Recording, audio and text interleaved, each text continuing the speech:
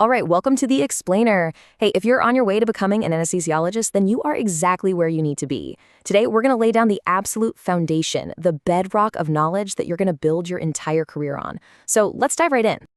So, to all the future anesthesiologists tuning in, yeah, this one's for you.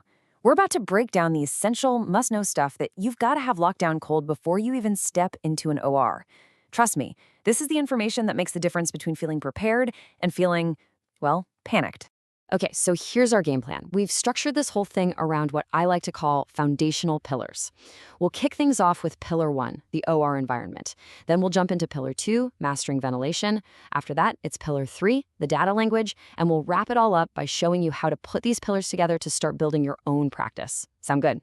All right, first up, pillar 1, let's talk about your new home, the operating room. Seriously, you got to think of it like a high-stakes workshop. And you need to become a master of every single tool in it. This isn't just about looking competent, It's about something way more important, patient safety. Everything really starts with the gases, the very air we control. Now, I know there's a lot of detail here, but I want you to zero in on one super critical difference. See, with an oxygen tank, the pressure gauge is your best friend. It tells you exactly how much is left. But a nitrous oxide tank? Whoa, that's a whole different ballgame. Because it's stored as a liquid, the pressure stays constant, right around 745 psi, until it's almost completely gone. So if you're just looking at that gauge, you could be in for a nasty surprise. And this is where that cool bit of physics becomes a vital real-world clue for you. So for that liquid nitrous to become a gas, it needs energy, right? It needs heat. And if you're using it super fast, it starts pulling that heat from the cylinder's metal walls so quickly that it literally freezes the moisture in the air right on the outside. So if you ever see frost forming on a cylinder, that's your big visual cue. It's screaming at you, hey, high flow rate over here. A simple observation that tells you so much. Okay, so this brings up a massive safety question. I mean, you've got all these different gases in cylinders that look pretty similar. A mix-up isn't just some small mistake. We're talking about a potential catastrophe. So what's in place to make sure that can, literally, never happen? Well, the answer is this beautifully simple yet genius piece of engineering, the pin index safety system. Just think of it like a specific key for a specific lock. Each type of gas cylinder has its own unique pattern of holes, and the machine has a matching set of pins. You physically cannot connect the wrong cylinder to the wrong port. It's a nearly foolproof system, and it's one of your most important lines of defense against simple human error.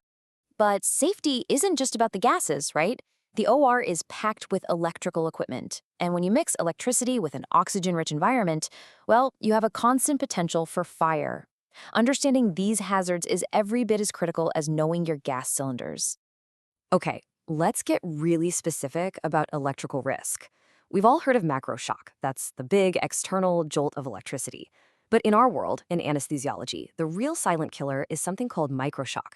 See, we often have wires, like catheters, that go directly to a patient's heart.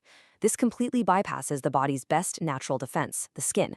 And that means a tiny, tiny current. One so small you wouldn't even feel it, we're talking as low as 100 microamps, can be enough to trigger a fatal arrhythmia.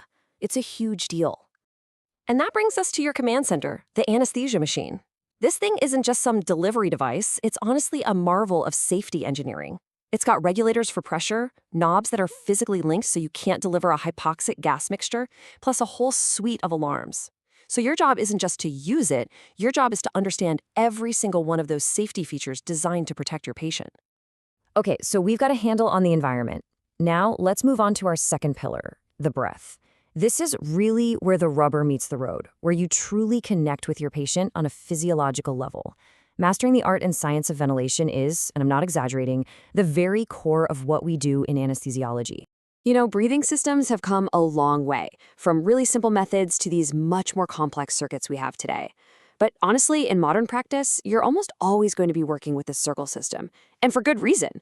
Its main advantage is that it lets us recycle the anesthetic gases the patient exhales, after scrubbing out the CO2, of course. This makes it super efficient and incredibly safe. So we have this amazing machine, the ventilator. But what is it actually doing? It's not just a fancy pump pushing air in and out.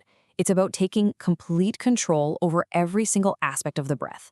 And that control comes from a few key parameters that you, the anesthesiologist, are going to set. Now listen up, because this is a total game changer for understanding ventilators.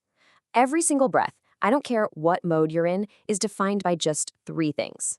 First, what starts the breath? That's the trigger. Second, what's the target we're trying to hit during the breath? That's the limit. And third, what ends the breath? That's the cycle. If you can answer these three questions for any vent mode, I promise you, you can understand and troubleshoot it. But remember, the ventilator is only one half of the equation here. It's in a constant dance with the patient's lungs, and every single pair of lungs is different. A huge factor here is compliance, which is just a fancy word for how stretchy or stiff the lungs are. Lungs with low compliance are stiff. Think of ARDS, and they need a lot more pressure to inflate. On the flip side, lungs with really high compliance, like an emphysema, can get floppy and lead to air trapping. The point is, your ventilation strategy has to be tailored to the patient's unique physiology. And that brings us to our third and final pillar. Look, being a great anesthesiologist isn't just about knowing how to do things. It's about understanding why you're doing them. And that why comes from evidence, from research. To be a truly modern clinician, you have to be fluent in the language of data. So, statistics. What is it really? At its heart, it's just a set of tools. It's the science that lets us take what we see in one patient, or maybe in a small group, and then make really smart, educated guesses about what that means for a much larger population. It's literally how we build medical knowledge. Now, before you can even think about analyzing anything, you have to ask one simple question. What kind of data am I looking at? Is it basically a label, like a blood group or an ASA score? That's qualitative. Or is it a true number, like a blood pressure reading? That's quantitative. This simple distinction is always step one, because it dictates every single statistical tool you're allowed to use. Okay, when you're digging into a research paper, you're going to see these words all the time: mean, median, and mode. They're all trying to describe the center of the data, but they do it differently. The mean is what we all think of as the average, but it can get totally thrown off by a few extreme values. The median is the actual middle number if you line them all up. It's often a much better snapshot. And the mode? That's just the value that shows up most often. Knowing which one they're using is absolutely key to understanding what the data is really telling you. And finally, we got to talk about mistakes. Not the mistakes we make in the OR, but statistical mistakes. There are two big ones. A type 1 error is basically a false positive. The study says, "Eureka, we found something," but in reality, there's nothing there. A type 2 error is the opposite. It's a false negative. There's a real difference or effect, but the study missed it. Understanding these two is so crucial if you want to critically read a paper and not just accept every conclusion you see. Okay, let's pull this all together now.